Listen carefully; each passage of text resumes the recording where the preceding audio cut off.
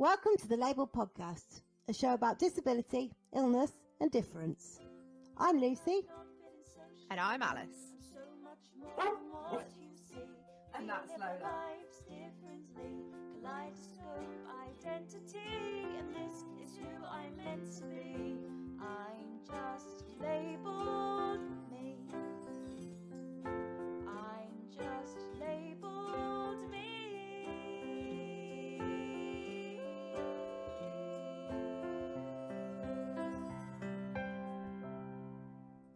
Don't forget, in this episode, I might swear, Lucy might cry, and you can check out details of the trigger warnings on our website. Hi everyone, welcome to another episode of the lABLEd podcast with me and Lucy. Lucy's feeling a little bit worse for wear this morning. So it's football season.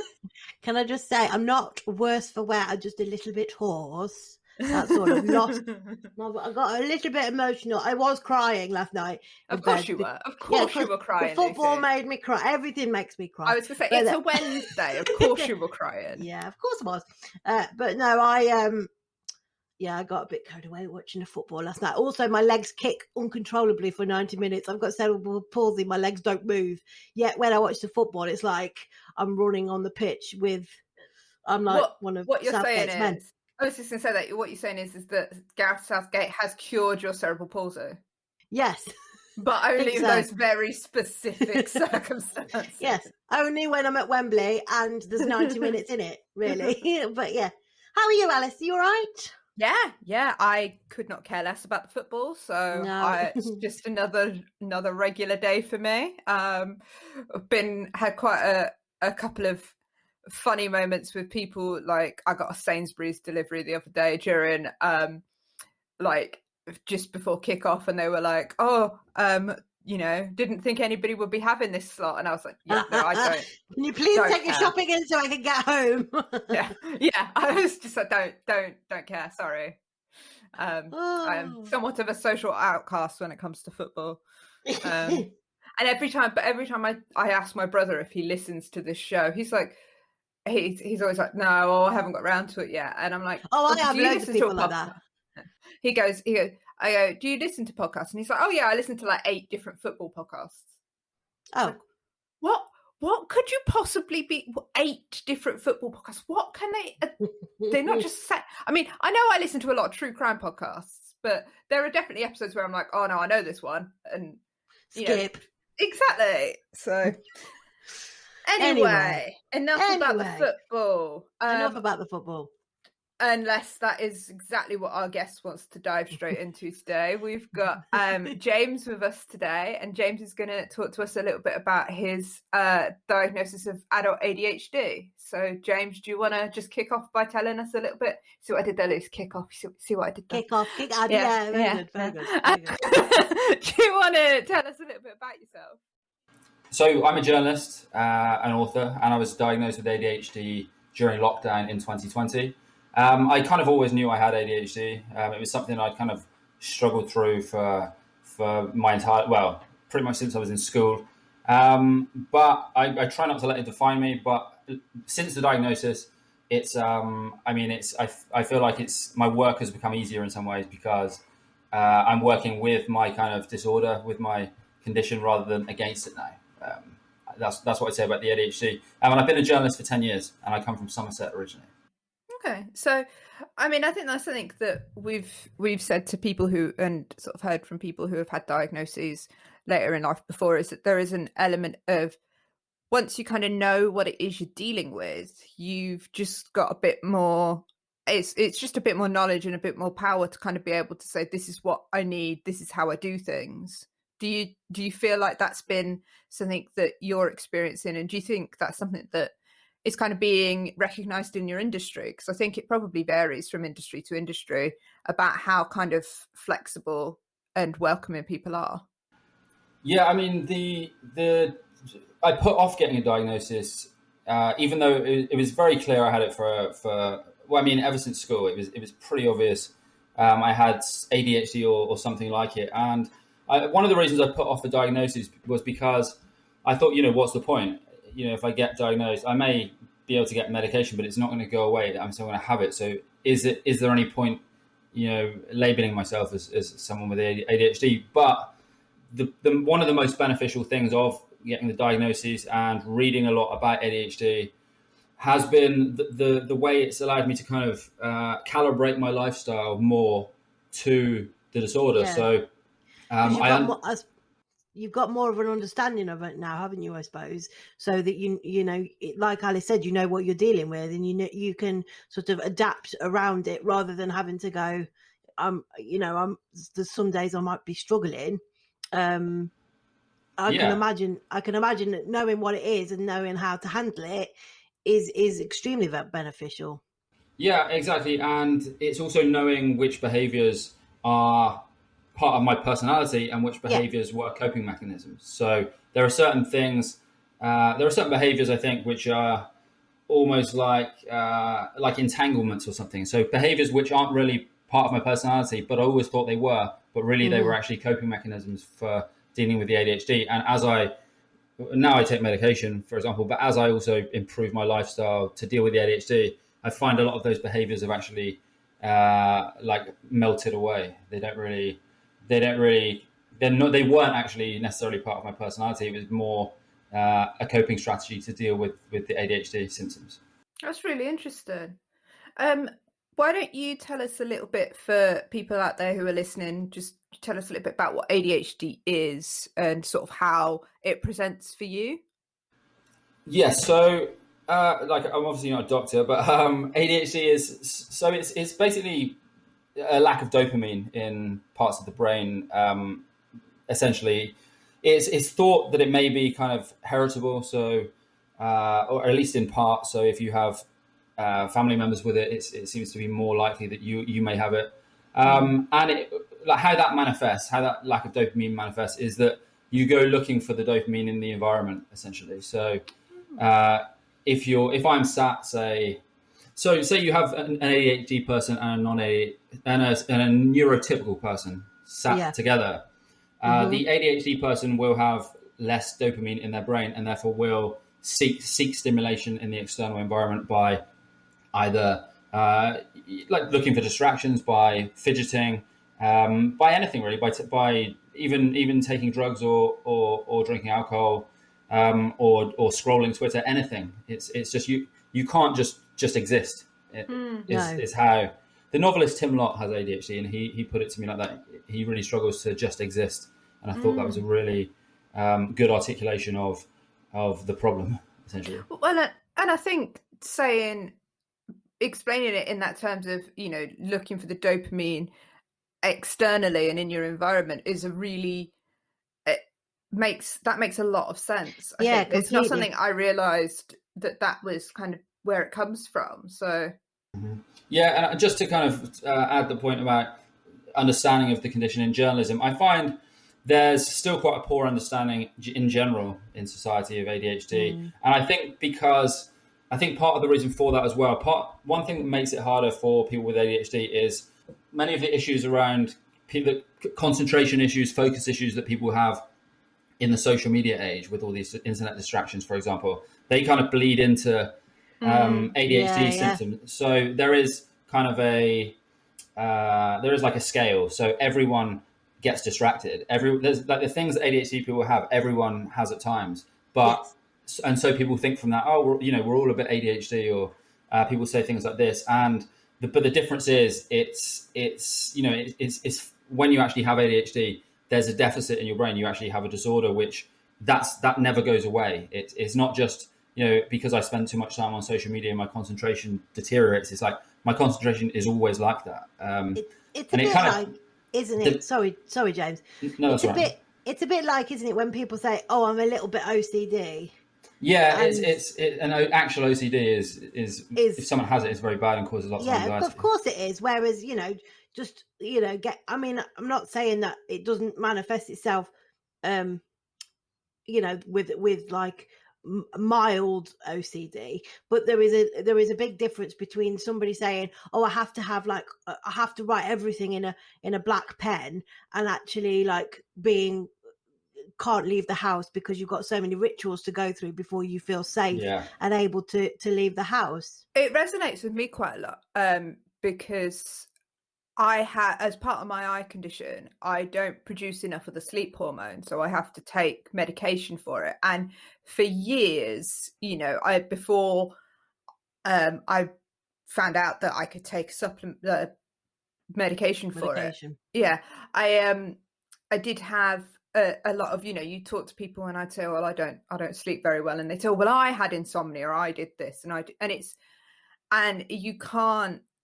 There is a vast difference between if you're having a bit of a rough time at work and you're maybe waking up in the night because you're feeling stressed, or you're struggling to wind down in the evening, and what I had, which was from the age of about 10 until I was 19, surviving on 3 hours sleep, because I simply, no matter how tired I was, my brain wouldn't stop, wouldn't turn off. And so it's that there is a lot of people seem to think they hear words like ADHD, or in my case insomnia, or OCD, it's another really good example, and go, oh yeah, I understand that.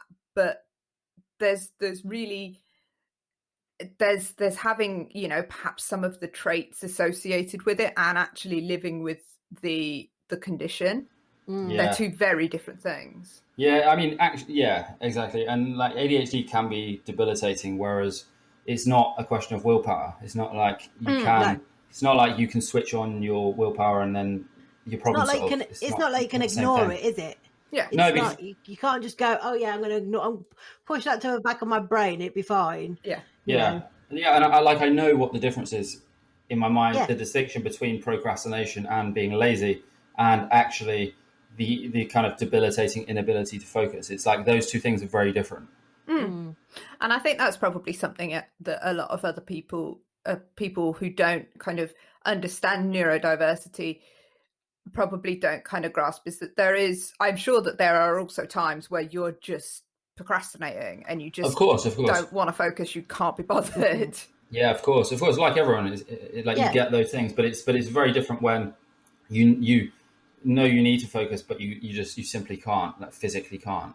Just going to sort of ask about how that must be hard doing journalism, because that is the sort of thing where I mean, I don't really know anything about it, but I assume it's the sort of thing where you need to be quite focused to research and investigate and put articles and stuff together. How go on. Yeah, and the fact that is the ADHD always there, or does it seem to be more prevalent in bouts?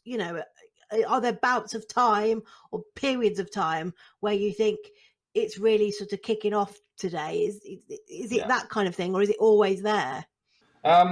Just to answer the questions in reverse. So it's not always the same. Like, it's always there, but it's not always there with the same force. So a lot of that's to do with lifestyle factors. So being tired is like a killer for concentration with ADHD. I mean, everyone's concentration deteriorates to some extent being tired, but if I don't get like 8 hours sleep, it's really, really hard to focus. It's a bit easier now with medication. That makes a big difference.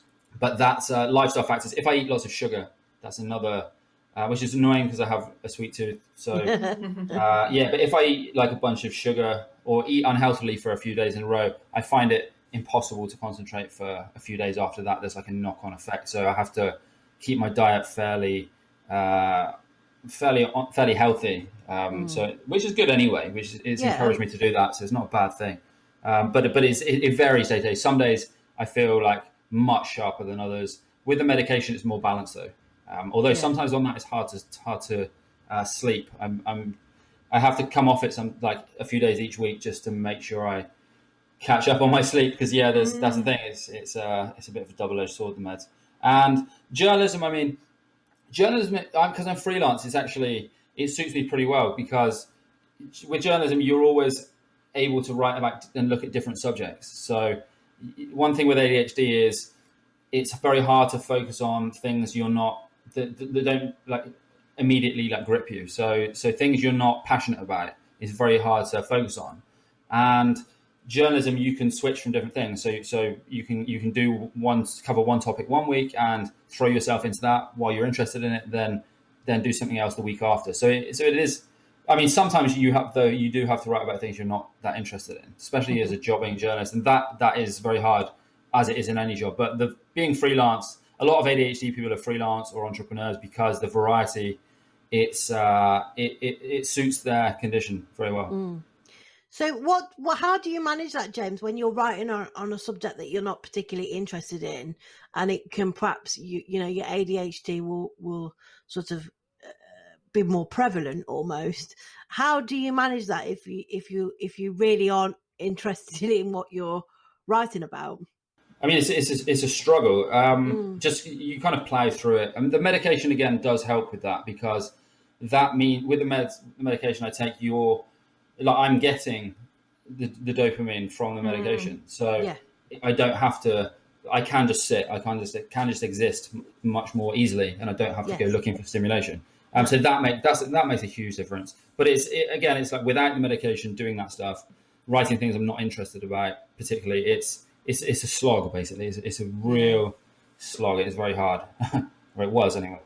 What are some of the things that you have written about that have been really interesting for you? The things that you said it kind of the stuff that you're passionate about. So when I wrote my book, Hired, in 2016, when I wrote it, it came out in 2018. When I wrote that, it was I was obsessed with the subject matter. So it was I kind of shut out everything else and just focused on that for 6 months. That was so I was interested in the low pay economy, and I was like excited about writing about that at the time. So it's I'm not now, but so much I still do. You've done it now, James. You don't need to do it anymore. Yeah, I mean, I still follow it, and I'm still interested in the campaigns and stuff. But it was like by the end of the book, that was a bit of a slog as well. But I got super obsessed with that topic, and then that was kind of easy to do like that. That's the thing. Is like I'm starting another book, and I have to become super obsessed with it in a way, and shut out other things, because then I produce the work is far superior then. Do you feel like there's kind of that need to have a real interest in things and feel like you're engaged in things? Does that impact your personal life and your social life? I'm not sure. That's the thing. I'm still working that out really, because I mean, I don't like. I'm 38 now. I've turned 38, and I've had a bunch of relationships and stuff, and I was in a long-term relationship for 5 years until 2018, and I break that off, and sometimes I'm like, I don't think that was the ADHD though, but sometimes I wonder about these things, going through spells of promiscuity and thinking, oh, is this an ADHD thing, or is this just my personality? It's I don't know. I haven't figured that out yet. I think it's a bit like, sorry, Alice, it's a bit like a lot of people that I know have had a brain scan to sort of work out exactly where the cerebral palsy is in their brain. And I've never had that. So I often wonder whether my difficulty with numbers, sometimes my difficult when I get very stressed about something, my difficulty leveling my emotions out and not shouting at people and being a horrible person. I always wonder whether that is a cerebral palsy thing, because I don't know which area of the brain. I mean, I know it's affected my mobility, but you don't know how far across the cerebral the palsy has spread in my brain, and I do sometimes wonder which bits of my personality are me and which bits are my cerebral palsy. I always call him Colin the cerebral palsy. I help giving it a name is it's alter ego. Yeah, it's Colin kicking off. But it always fascinates me, and I wonder. I mean, I don't think I'd want a brain scan now, because it's almost like I'm coping well enough as it is. It's just sometimes when I get philosophical, I start to wonder whether that is my condition rather than me. I've been there, growing up with a disability, you do sort of wonder, I wonder what I'd be like if I didn't have my disability. Yeah. And the joke I always used to make amongst my girlfriends before I met my husband was that out of all of my girlfriends, I am absolutely the gobbiest, most confident, the one who would go up to guys in bars and stuff like that. Except I can't see, so I couldn't see the hot guy to be like, I'm going to go talk to him. And so I've absolutely made the joke that my eye condition is God's way of stopping me from being a right slag, because I just would have been all over the place. That's the clip for marketing, that, isn't it? Yeah, I mean, sorry, carry on. No, I was just going to say, so it is, but I think it's important in a lot of ways not to separate those things, because also it is fundamentally part of who you are when you've got that kind of disability and disabled and neurodiverse experience. Yeah, and I think it's hard to disentangle those behaviours from cultural pressure as well in some ways. So, I mean, like I thought about this with a few things, but say social expectations are. I've always been quite rebellious ever since I was a kid in terms of like social expectations, and it's like you could say that's the ADHD, or you could say that's my personality. So it's like when someone might be, people with ADHD, they are more promiscuous and don't tend to like their relationships they don't tend to settle down, in the same way. I mean, for me, that's like, that might be because of the ADHD, or it also might be just because I kind of do what I want more. I don't feel the expectations like I need to do this because, my mum or something or society says you need to do this. I don't really feel that pressure. I don't know if that's an ADHD thing or that's just personality. It's just I've always been quite rebellious, basically. And I'm fine with that. I'm completely fine with that. Yeah, I was going to say there's nothing wrong with being a rebel, is there really? No. So you sort of said you got diagnosed in the last year. What was your kind of your journey up to seeking that diagnosis out and making the decision, because you said you put it off for a long time? So I mean, in the kind of the journey is like lifelong in some ways, so I'll obviously condense it a bit on this podcast. But so I mean, in school I did very poorly in school in terms of, but it was all around concentration. Like I can remember, I mean, it says this in all of my old school reports, but I can actually remember as well just being completely unable to concentrate and just being distracted by anything.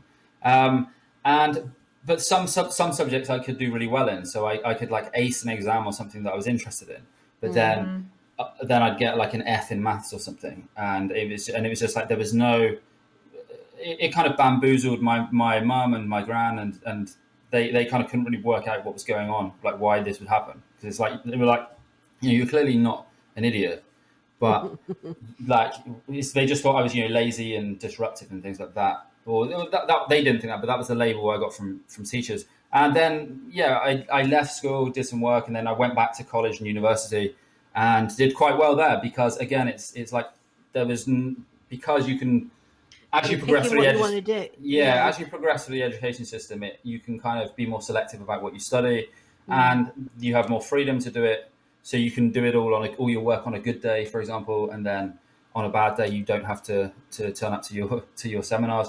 And then, so this was always like in my head in the years after, as I went into work, it was like, solving the riddle of what the hell happened at school, like why this stuff happened, because it did hold me back for a few years, because I had to go back. I spent 4 years in the workplace, and then I went back to college. And then in 2017, when I was writing my book, I was in a call center working, and we had like a classroom induction for the first week, and during that I couldn't concentrate, and it was kind of, at that point the penny really dropped, because it was like I've done by that time I'd done okay. I had a journalist job. I'd kind of done all right for myself. I had university qualifications, but then I couldn't pay attention to these very straightforward call center scripts and technology they were running us through. And I was sat next to people straight out of school and stuff, and not to kind of disparage them, but it was like, this is like, I understand this fundamentally quite easily, but I cannot concentrate in the classroom. And it was just like being in school. And then after I went to the NHS, tried to try and get a diagnosis, but my doctor just didn't have a clue about ADHD. He gave me a leaflet and told me to contact a charity. And then last year during lockdown, I managed to save a little bit of money, and because I was just in the house all the time like everyone else, and I sought a private diagnosis because it got really bad in lockdown as well with I think anxiety generally made it worse, and there were just like so many distractions in the house and stuff, and that I was using as coping mechanisms, and it just got much worse during lockdown. So then I got my diagnosis in September or October last year, 2020. That's interesting. And I know you sort of you made use of that, really, didn't you? And you went out and you wrote an article about that to kind of tell your story and sort of raise awareness, I think, because I think also one of the things that we see a lot in society is that assumption that ADHD is a kind of a childhood thing and that people were supposed to grow out of it. Yeah, that is an assumption.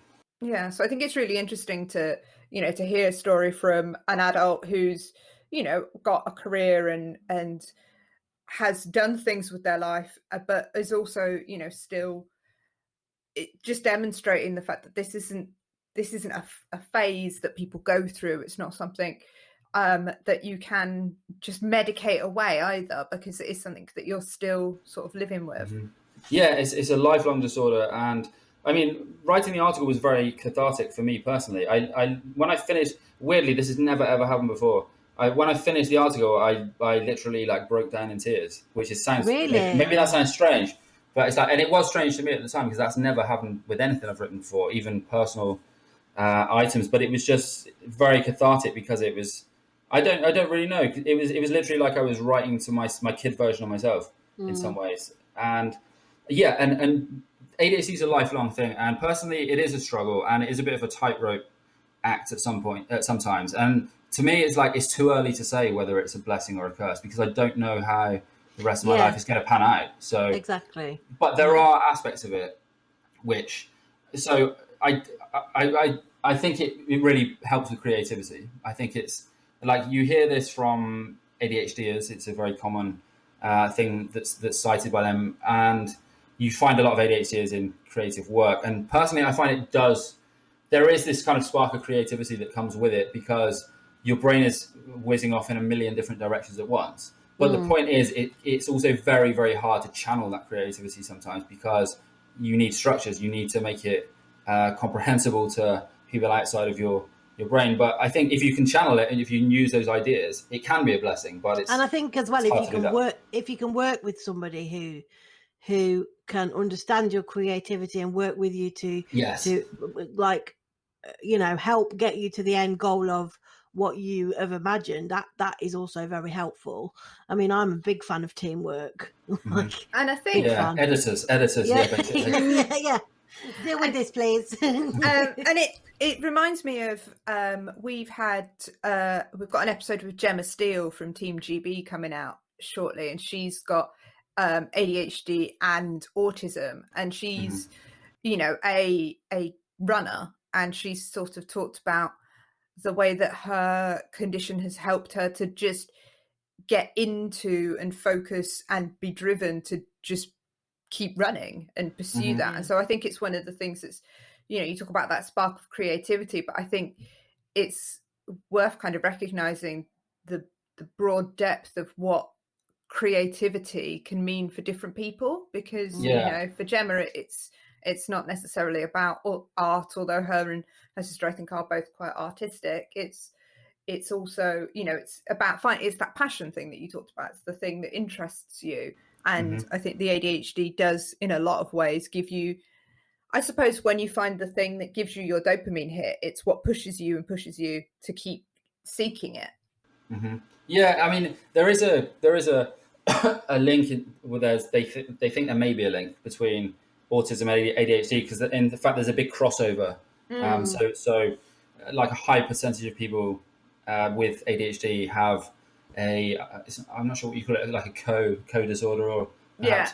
Like a comorbidity, I think they call them. And autism is one of those. So like we have in my family, we have a few people with autism, and we had it's in my family basically. So my two uncles I had, they passed away like a while ago now, but it's consensus in the family that they had autism. They had like high functioning autism because they had all of those traits, but they lived their young lives at a time when it often went undiagnosed. And my nephew has autism as well, and there's a few others in the family. So I've never been, I've never done the test for that. Although I will at some point, because I suspect I have a little bit of that as well, because some of the things that came out of the ADHD diagnosis I would talk about, and people who are in the know about this stuff would say, bro, that's not ADHD. That's something else. But I'm not with that. Is like, yeah, maybe I'll find out. But I'm not so bothered about the labels unless there's like a purpose, unless it helps me day to day. So the ADHD diagnosis did really help me day to day, because I understand my lifestyle a lot more. I know our podcast is called Labels, but we do hate labels. Well, and that's I think the point, isn't it? It's kind of the point of the title of the podcast as well, is to sort of say we might have these labels, but we're more to that. And I think the general consensus that I've got from all the people that we've talked to is that there is a power to having a diagnosis and a label. Yeah. Oh, absolutely. It's a superpower, if you ask me. But I think. Go on.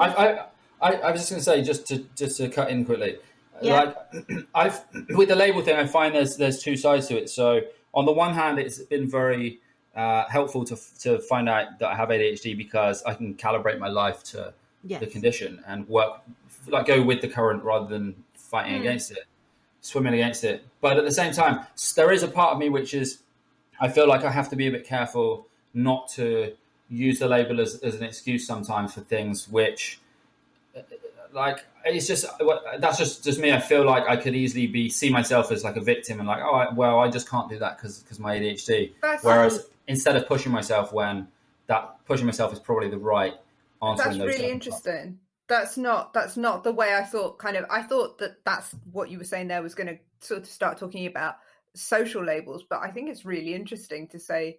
I don't know if it's the same with everyone. That's just how in my brain it's like, I feel myself. I can feel myself occasionally like grabbing for that as an actual excuse. Yes, occasionally. And I am in complete agreement with you, James. I mean, I am always. I try not to use it as, I can't do this because I can't walk, and because I don't want to be seen as taking an easy way out. Do you know what I mean? So, like, to give you an example for me personally, at the moment, the UK, whenever you go outside, has to wear a mask on your face. So if you're walking around a shop or, just walking around town, you have a mask on your face. Looking at it now, as restrictions are about to be eased, I could have probably been an ideal candidate for a mask exemption.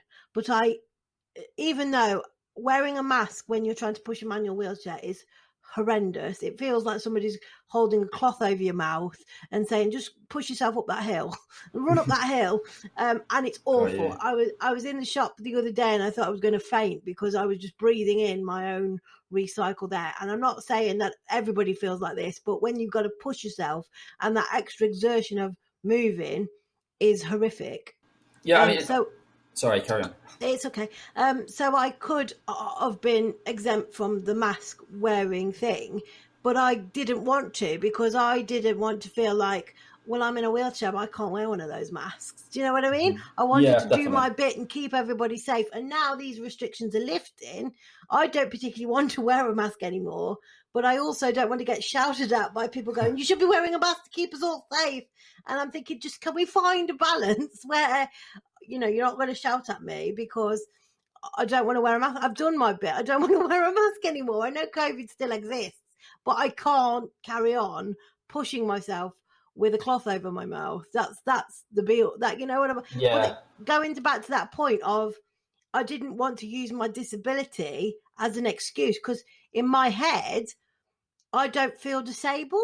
I don't see myself as, even though I can't. It's quite clear I can't walk when you see me out and about.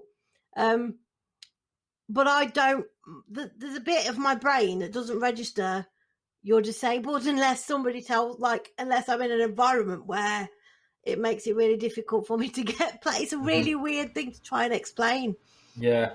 I mean, the thing is, there are things with ADHD or with disabilities generally that one can't do, or which become much harder to do with the disability. But for me, with the ADHD, there are some things that are, it's not an excuse at all. There are many things which are harder with the disorder, but it's also, for me personally, it's like having enough self-awareness to understand when I'm trying to rationalize why I can't do something, and using ADHD the same way I might use anything. So if, I might think, I'm not going to go to the gym because I feel tired, and I'll rationalize that it's fine not to do that because I feel a bit tired. Whereas I'm kidding myself, I'm actually, I'm using something as an excuse, whereas it is, in that case, it actually isn't a valid excuse. It's a rationalization. I always think I always think of it as like, I can't shirk responsibility to being a human just because I'm disabled. As much as I would like it, I don't want to be seen, she said she can't do that because she can't walk. So we're going to leave her there. And, and then I get out of, it's like getting out of responsibility, really. I still want to be a responsible adult, but at the same time, it's just a very odd thing to try and explain. And I realize I'm doing this on a podcast that's being recorded, so there's going to be a lot of me going, but yeah, it's interesting because I have 100% been like, oh no, I can't. Like the thing, I mean, the stuff I use it for is sheer laziness. So I will be like, oh no, I can't make the tea because I can't see. So you'll have to do it. Or like, it's your round because I can't see, so I can't go to the bar. And I will give you my card and you can buy the round, but I don't want to get off my arse and go up to the bar. So it's like, oh, but it's dark and I can't, and the dog settled down. So, I'm kind of the opposite, and I will absolutely grab onto it like a life raft for the most insignificant thing. Do you know what I think it is, actually? I think it is the fact that because I can't, there's so much I can't physically do for myself. The bits that people believe I am aware, I am able to do, that I feel like the bits I can do, I should do. So like wearing a mask, for example. I don't like wearing a mask, but I can do it. So I feel like I should. It's that kind of you then can't use an excuse of, I can't wear a mask because my legs don't work. That doesn't make any sense. So I just do it. It's that, feeling of responsibility. Mm-hmm. Yeah, I mean, sometimes with the medication, it does make me. I'm working that out at the moment. The best ways to take it, the best ways to deal with it. It makes it hard to sleep sometimes. So I get the lack of sleep, and then that just naturally makes you a bit lazier. And like it's a bit of a double-edged sword because you take the medication to improve your concentration, but if you get less sleep, it's bad for your concentration. So I end up balancing out. It's a bit better still with the meds, but if I have a full sleep and then take the meds, it's perfect. But I'm trying to work that out still. But that can make me lazy. There, James. I'm sure you'll get there. Eventually. I am getting there. It doesn't help that there's construction work down in the flat below for a shop, so that isn't helping at the moment. No. I was just gonna ask James, sort of, you said you made the decision to go and get your kind of private diagnosis, and you said that you've got people in your family where there's sort of this consensus that there are other neurodiversities going on. What was the kind of reaction from your friends and family when you came to them and said, here, I've got ADHD, this is the explanation for why I've been the way I am? Yeah, well, they're like, we know. I mean, my mum, for example, like it explained a lot of things for her as well, in terms of what happened with school and stuff. And my grandmother, so I was mainly brought up by my grandmother though, and she's 92 this month, in fact. And so when I told her, she forgot anyway. So she forgot soon after anyway. So it's fine. But she was very accepting of how I was anyway when I was younger. So it wasn't a big issue. People were older relatives are kind of a bit baffled by what ADHD is and stuff and don't know that much about it. Or you find, not in my family necessarily, but older people generally don't necessarily take it that seriously. They think, oh, it's just on like social media too much, or is this victim culture or something, or oh, like all these people need a label and stuff. Like that's you see some of that on Twitter when you write about ADHD, and it's just that ignorance. I always think that being a disabled person on Twitter is a hazard anyway. I mean, I get shouted at for all sorts of things that you think, as soon as you stick your head above the parapet, you're like, okay, I'm going to get a lot of abuse for this. And I think it's ridiculous. But what about your network of friends, James? I mean, presumably some of your friends have known you for a long time. Did they kind of suspect that you had ADHD, or did you find that your network of friends changed slightly when you got diagnosed? My network changed a bit anyway because of lockdown. I was in Somerset for a year, then I came back to London in March, so I've been seeing London friends again. And in London in the industry I work in, and those it's the creative industries that are kind of around it, you just meet more people who have been diagnosed as well. So a good friend of mine had been recently diagnosed. He's a year older than me. And so that was very supportive because we spoke to each other about different things. And he started medication similar time to me. And we could kind of bounce experiences off of each other over the phone and stuff. And so that was really helpful. Other friends, like school friends, there was a reaction of, that explains a lot, basically. That was, they didn't necessarily know I had ADHD because I wasn't super physically hyperactive. It was, there's fidgeting and stuff, but it was never like I was bouncing around in my chair. It was, but in my mind, I was bouncing around. So, but the reaction was that explains a lot, really. That was, there was no one who was shocked by it because it was, they'd often said to me over the years, like, why did I mess around in school so much? Because you've done well, you've done all right anyway since. Have you sort of started to contact more people with ADHD as well to sort of get that support network, or have you sort of just had the odd friend who sort of understands you? Because a lot of people that we speak to, Alice, they say that they've used things like social media has been a good outlet, disability Twitter being one example.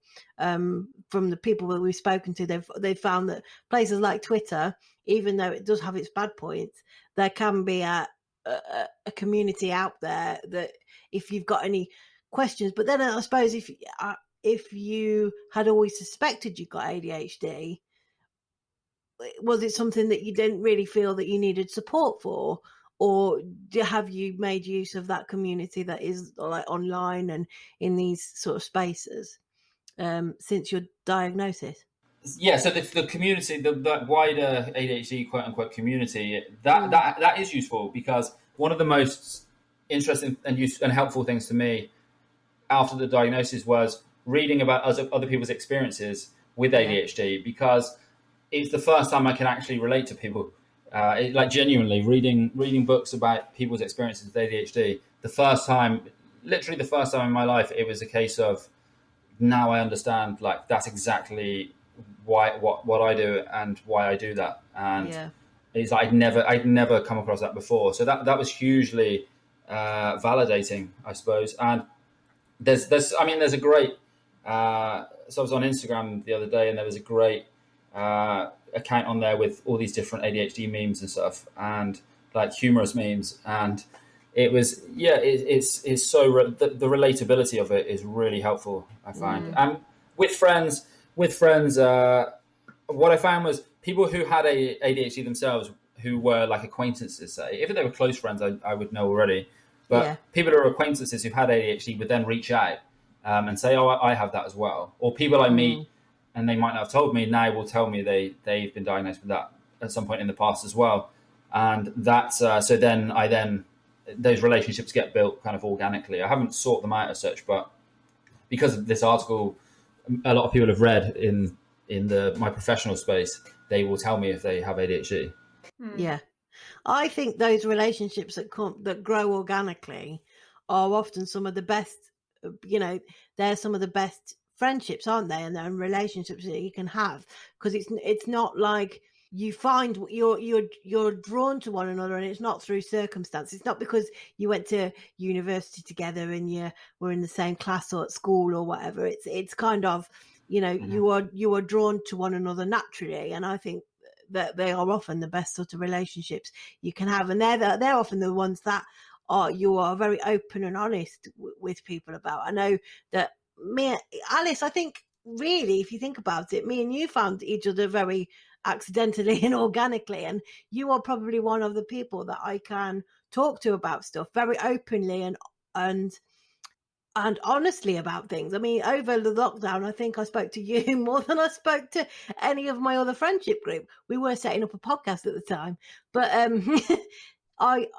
you are one of those people that I can talk to and get frustrated about things, and I know that you aren't going to judge me for what I'm telling you, because it's almost like I can let off a bit of steam with you, and it's like, yeah, okay, we're all right. It's all right. She's got it off her chest. Let's move on. That kind of thing. And I think those relationships are some of the best ones that you can have, because you're not worrying about what that social circle that you got introduced to because of are going to think of you once they find out, oh yeah, Lucy told me this the other day and she's a little bit weird, isn't she? Like, what's she worrying about that for?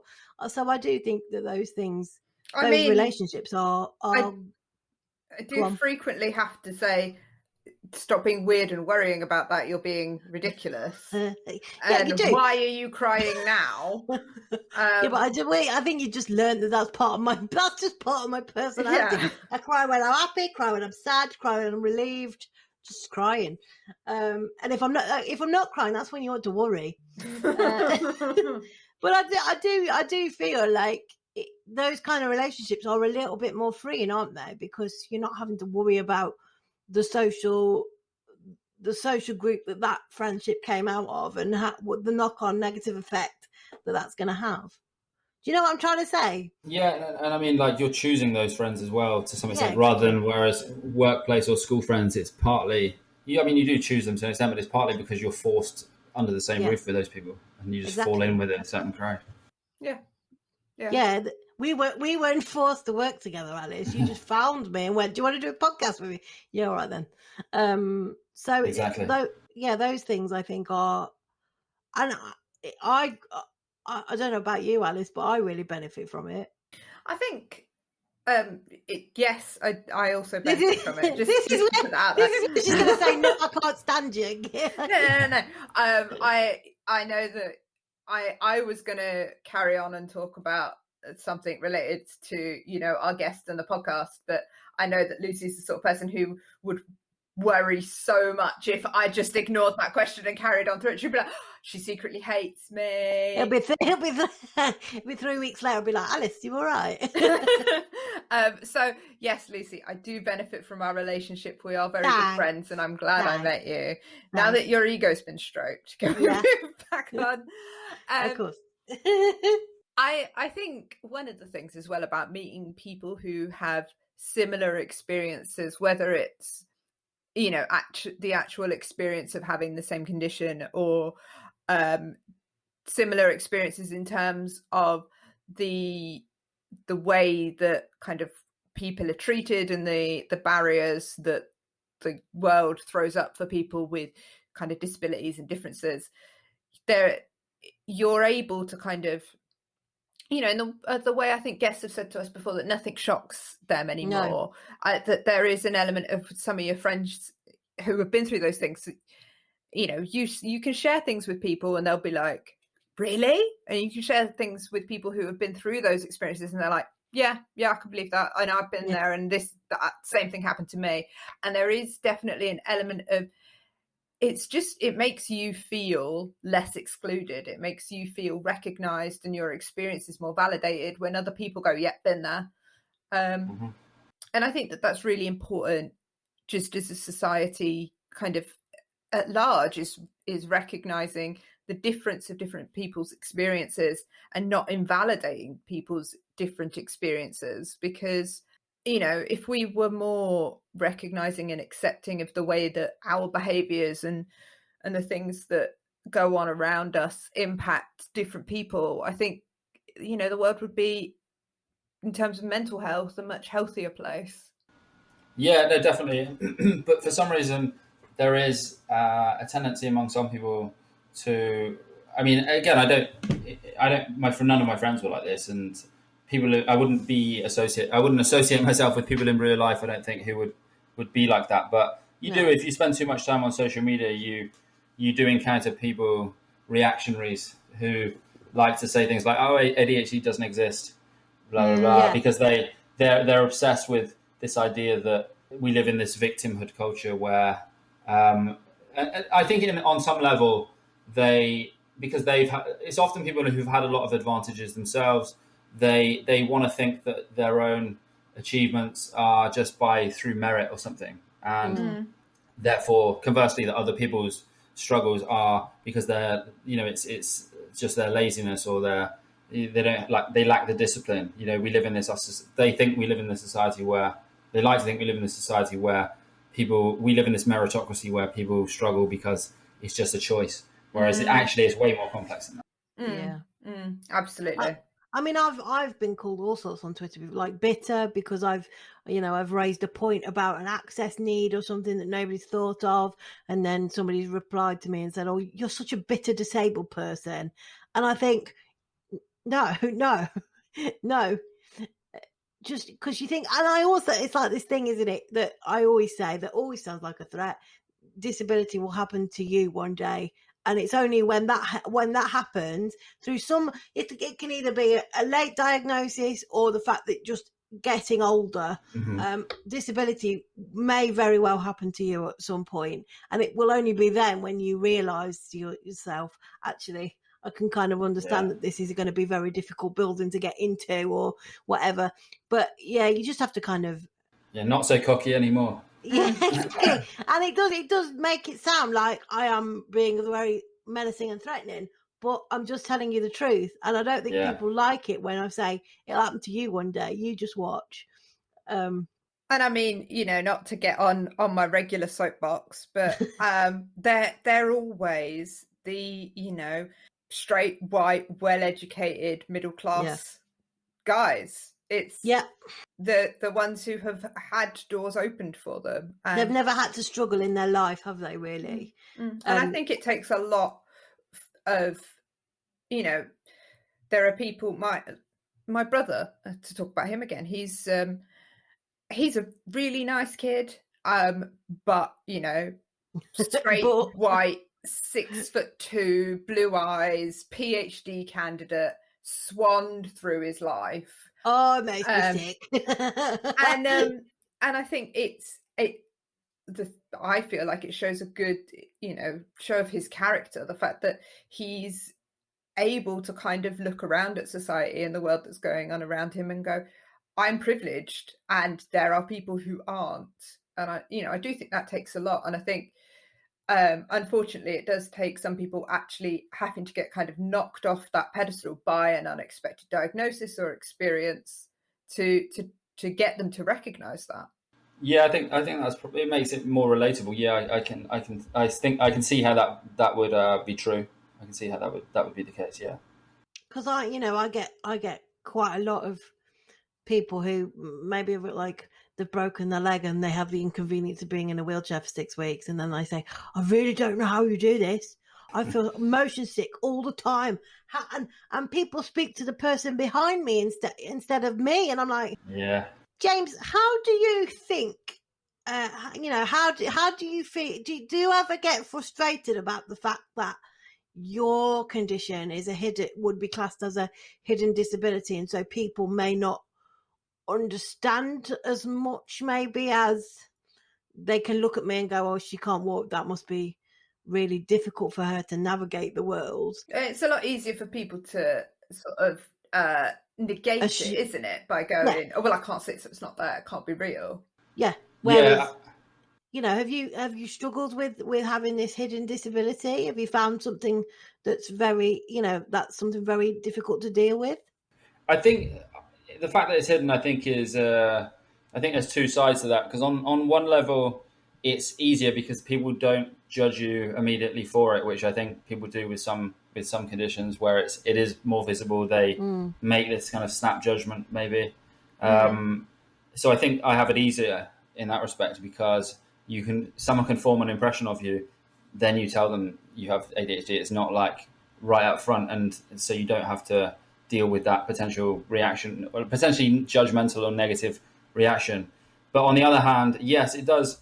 It can make it harder because people don't understand why you're doing something. And yes, you have to explain to them that it's to do with ADHD, but then you can only do that so much without it sounding just like you're making excuses on the one hand. And also because if someone without ADHD, I still feel like they don't always take it seriously, like because they can't relate to it. It's just not they can't relate to what's going on inside your mind, so they aren't as tolerant of it as someone else with ADHD might be. I always find it fascinating that you know, talking to people with hidden disabilities, and they say, I wish people understood, and then you talk to people with very very visible. That's it. Thank you. Hidden and visible. Can you tell it's been a long night? Very visible disabilities. When you speak to somebody with a very visible disabilities, they go, "Oh, I wish I could just hide it away." Do you know what I mean? So that people didn't make that snap judgment about me. It would make my access to jobs and things like that and progression in life a whole lot easier if I could just hide it away for just like an hour or two, while I got to do XYZ tasks before that I could finally say, actually, I've got a disability. It's quite interesting. I always find it very fascinating. Yeah, I mean, people can put you in a box, I suppose. That's unfortunate, I think. And I'm wary of that. I mean, we shouldn't have to be wary of that on the one hand. But at the same time, it's like I feel I'm realistic about how people actually are. And they do make snap judgments and put people in boxes sometimes. So, unfortunately, so I'm not... So it's not something the fact that I don't present it openly does make it easier for me. That is a privilege in some ways, I think. What would you want people to know about sort of your experience of ADHD and the things that you perhaps do that people don't realize are an ADHD trait or coping mechanism? What would be the thing that you'd sort of, if you could have it tattooed on your head so that you don't have to keep repeating yourself? I like interrupting people is one, but I don't really bother apologizing for that anymore. I just try not to do it as much. Well, I do apologize, but I don't really get into like, oh, I'm really sorry. It's just like, that's who I am. And like, I'm not over the top, like being rude, interrupting people, but it's never going to go away. And just like take it. My attitude more or less now is like, you know, I get up in the morning, I look at myself and it's like, this is it, you know, I'm not going to fundamentally change. I'm 38 years old. I'm not going to fundamentally change now. So it's kind of take it or leave it. And that doesn't mean behaving badly. No. But it's just a case of, you know, this is it. This is it. And yeah, like if you don't like it, that's fine. Like I prefer if you liked it, but if you don't, if you think I'm an idiot, that's fine too. Sometimes I think I'm an idiot, so it's completely fine.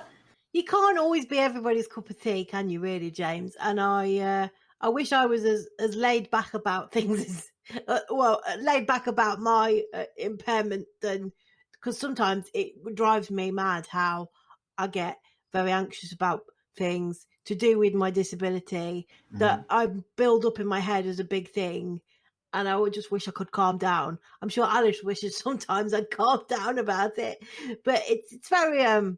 You definitely don't have a lot of sort of, not self-confidence. You just, you know, you need that reassurance a lot. And I don't know kind of where that comes from. But for you, there is definitely a fear, I think, that people will not like you. And I think it takes a lot, it takes a lot of work on a person's own mental health to get to a point of going, you know what, I don't care if you don't fucking like me. Yeah, that's the thing. In fact, I was talking about this with my mum this morning. I think I am a little bit of a people pleaser, and I think I need to calm down. And I'm not everybody is going to like me, and I wish sometimes I could just go, it's all right, it's fine. That person doesn't like me anymore, or doesn't like me anymore. Likes me at the beginning, got to know me, and thought, actually, no, I don't like her, or has gone, I really don't like that woman. She looks like she's got Elmo on her head because her hair's bright red. That kind of thing. I wish I could calm down, but I think I should take a leaf out of James's book. Really. I did used to be, like, growing up, like what you call a people pleaser, that is something that a lot of ADHD people have. It's I don't know what that comes from, but it's on in ADHD resources. It's something that's talked about, and basically that was something I worked on consciously for a long time, and that was like a long process over years of working out where that came from, why I cared and stuff. Yeah. No, I think it's a great attitude to have, James. I think you're right on track with that, if I do say so myself. Not that you need my opinion. Yeah, he doesn't care if you like him or not, remember? He doesn't care. I hope he does, but he doesn't care. That's coming from me, who's just a you guys. pleaser. Yeah, just you guys. No, that's great, James. So, Alice, is there anything go on. Well, I was just going to say, James, you said that you're starting work on another book. Can you tell us about that, or is it all very like hush hush still? Yeah. It's kind of hush hush, but it's so it's basically about dating apps and like the cultures that have emerged around that. That's basically okay. That's basically what it is. I could tell you a few stories. Have you sort of has ADHD had an impact on your sort of dating life and experience, James? Yeah, or is that too personal? You can no, it's fine. It's fine. It's just I'm not sure. It's like as I mentioned earlier, it's kind of like maybe it has. So I again, like, I'm not like married or anything, and I've had like longer relationships before, but then I've eventually broke them off, which is. But again, it's like, and that's generally considered like, oh, that's like a bad thing because you're supposed to have like the family and like do these things, go through this like process. But then at the same time, it's like I quite enjoy being single. So I don't know if that's the ADHD. It's just I don't really think that is the ADHD. I think that's just you. Yeah, I think that there's phases I've gone through where I've been like more promiscuous because like why not? Like if you're single. Why the hell not? But then I'm not like opposed to the idea of having a relationship. It's just it's like the cliche. Like I haven't met a person who I could tolerate. No, I haven't met the right person who could tolerate me or whatever. Yeah, it's just I haven't met the right person, and maybe that's like ADHD, but I'm skeptical of that. Are you sort of when you're dating, are you telling people about your diagnosis, or is it something you're sort of like, no, this is third date material? So I am actually seeing someone now. So that is so I'm not so and yeah, she knows that I've got ADHD. I don't know if I told her like the first time we went out because it's like I wouldn't expect someone to tell me everything about themselves the first time we go out. But we've been seeing each other for like almost like a month and a half maybe. But it was pretty soon.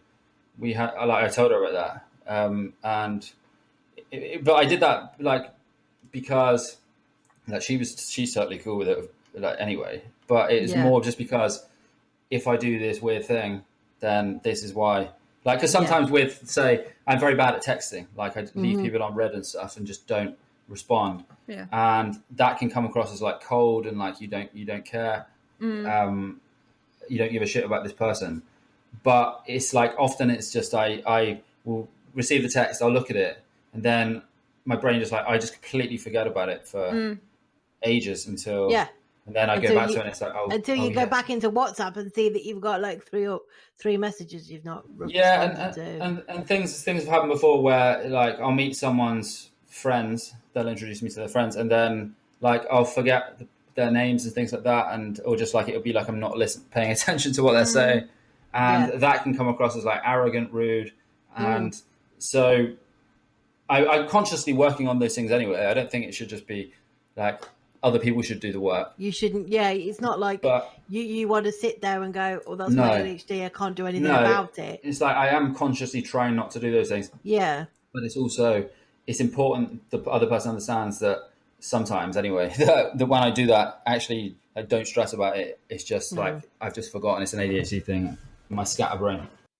It's interesting. I'm very glad in a lot of ways that I didn't sort of have to do the dating thing before I met my husband. Like we knew each other. He just appeared. He just appeared like poof, here's Dave. No, we knew each other. So and we'd known each other. We were both previously in relationships, and then we're both single at the same time. And so rather aligned. Yeah. So I'd never had to have that kind of that conversation, and I absolutely, you know, when I've had friends who've been like going on Tinder and stuff like that, thought, God, trying to have a conversation with somebody of being like, yeah, we've been chatting online and we're going to meet for the first time, and I'm going to be like, so when we meet in the pub, I'm going to have my dog with me because I can't see, and like that. That reaction is how I feel on the inside, and I guess it's that kind of it's definitely just for me, I think it would add a whole extra level to the dating anxiety of it. Yeah. And that's the thing with me as well. You know, I used a dating app once, had a horrendous nightmare of a experience that was like something off Jeremy Kyle. Sorry to hear that. Yeah, thank you very much. So I've never used them again ever, and I've sworn off them for life because I just can't handle it. But I and it was the first time I'd ever met somebody off a dating app, and then all this bin fire happened, and I was like, no. Bin fire, I think, is a good way of describing that experience. Yeah, absolutely horrific. So I swore off them and never said I will never do it again ever. But also, you can't really hide this big lump of metal that I appear in. Like, it's like, hi, I'm here. Don't worry about this. Don't worry. Yeah, I really didn't want to walk in. I wanted to make an entrance. So that conversation about my disability has to happen sort of really quickly. Yeah. Because I wouldn't want to put the person I was going on a date with in the awkward position of me just turning up in a wheelchair and him going, hang on, wait a minute, whoa, where did this come from? Yeah. So it has to happen like within like the first few messages. And then because it's like the first few messages, they just either go like disappear and never reply, or they ask questions that are very personal, very intimate questions. And you think, hang on, mate, like I've known you 5 minutes. Do you really need to know the answer to that question? Just think about what you're asking me. It's horrific. So I just don't. I don't do it. I don't know what it is. I have been on my own for a very long time, and I think when I do eventually find somebody, if I eventually find anybody, it will take me a long time to go, oh, I've got to consider this other person now. Yeah, that is a big thing, I think, I think just any time. So yeah, from like 2018 to basically now, I was basically single. Like I was seeing people for like short-term things. So like I was using the apps and stuff, but I was very, very like independent, and you get to the point where you're used to living on your own, you're used to being on your own, and you have your way of doing things, your way of going about your day, your ways of your ways of kind of you become like not self-centered, but it's like solipsistic. So like everything revolves around your lifestyle and stuff, which is great. But then when you meet someone, it's integrating them into that life to whatever extent is kind of a challenge. It's like you have to compromise. Then you can't just do what you want all the time.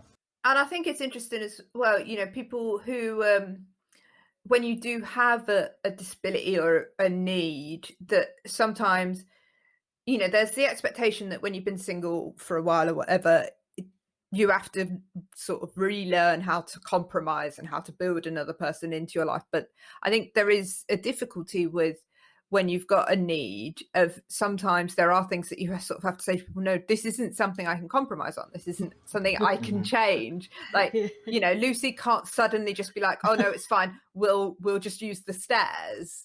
Yeah. Do you want to go hiking in the Lake District for the weekend? Not really, babes. Not really. Yeah. I'm honest. So it is, I think it is a different experience for people with kind of disabilities and differences, that other people perhaps don't always think about. Even, you know, once you get past that initial, oh, I've got a disability, don't leave me because I've got a disability, it carries on afterwards, you know. Yeah, I think ADHD is easier in that respect. I don't think, like, I've not found personally that it's interfered with. It's not interfering with this thing that the person I'm seeing now with this thing. It's not interfered at all. It's more, it's I don't feel like we have a particularly hard time. I don't with ADHD. In relationships, it's more just a question of understanding. And if the person doesn't understand or is unwilling to understand, I mean, that's a screening process in itself. That person is probably not the person you want to spend a lot of time with anyway. I think, well, that's the thing. It does screens those people out. It didn't really in my case with online dating. It kind of just made things worse. But ordinarily, yes, it does filter out the people that will waste your time. You know. You do, you know, and people, my friends have said that once, if I find anybody, they reckon that'll be it. That'll be me sorted for the rest of my life. I, however, am doubtful, but we can put hope.